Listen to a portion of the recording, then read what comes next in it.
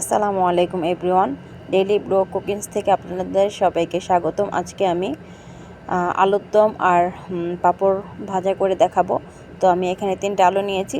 আমি আলুগুলো পরিষ্কার করে নিচ্ছি। তো আমার আলুগুলো প্রায় পরিষ্কার করা শেষ। এখন আমি কেটে নিব।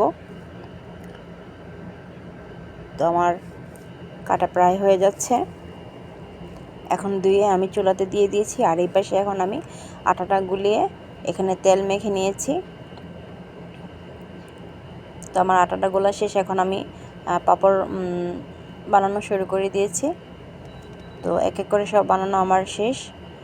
এখন আমি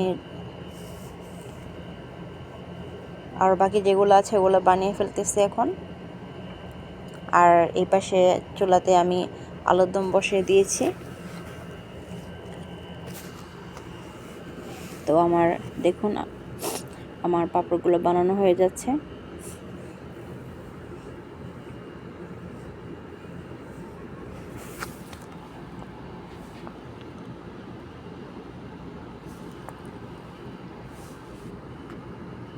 আপনারা বাসায় ট্রাই করবেন অবসর সময়। তো আমি একটা একটা করে সবগুলো পাঁপড় বানিয়ে ফেলতেছি।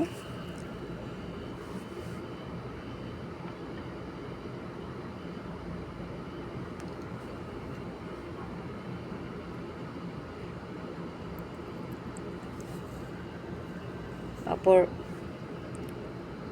বানানোর সাথে সাথে এখানে আমার আলুর দমটা হয়ে গেছে। দেখুন আলুতে আমি হালকা লবণ হালকা হলুদ দিয়েছি।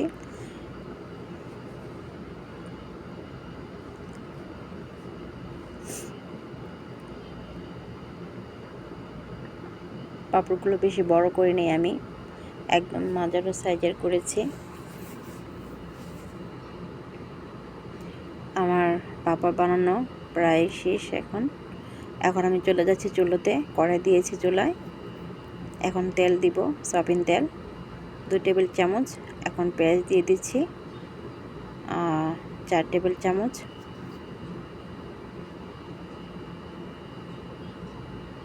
তো এখন নাড়ব। প্রথমে আমি দিয়ে দেব এখানে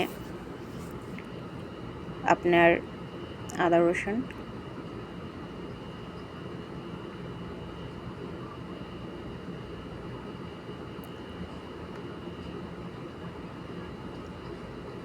আদা রসুন 3 টেবিল চামচ দিব এখানে। কাঁচামরিচ 2 টেবিল চামচ, হালকা পানি, লবণ 1 টেবিল চামচ, 1 টেবিল চামচ আপনার গুঁড়া মরিচ,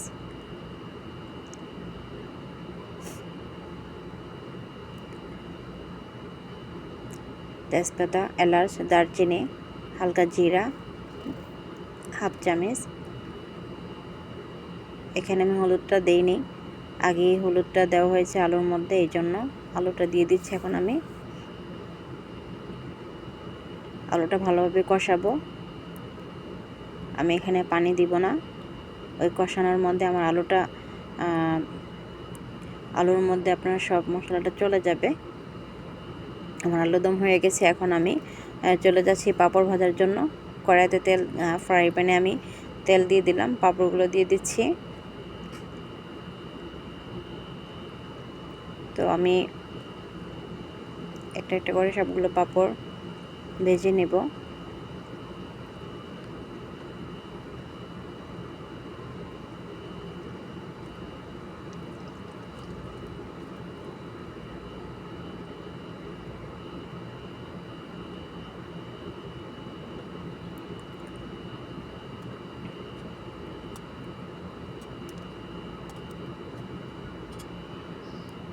বাকি সবগুলো এভাবে আমি ভেজে নেব পাঁপড়।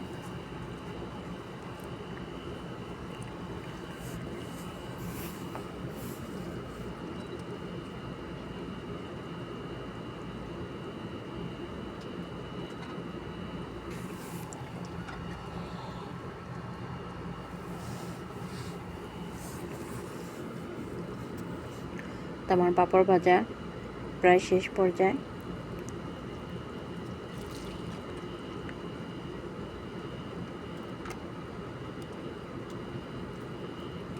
দেখুন কালারটা কত সুন্দর আসছে।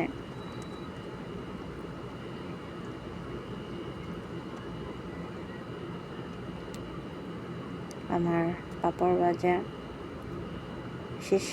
এখন দেখুন কত সুন্দর হয়েছে আমার পাঁপড় ভাজাটা। আর এখন পরিবেশন করব। দেখুন আলুর দম আর পাঁপড় কেমন হয়েছে জানাবেন। আল্লাহ হাফিজ।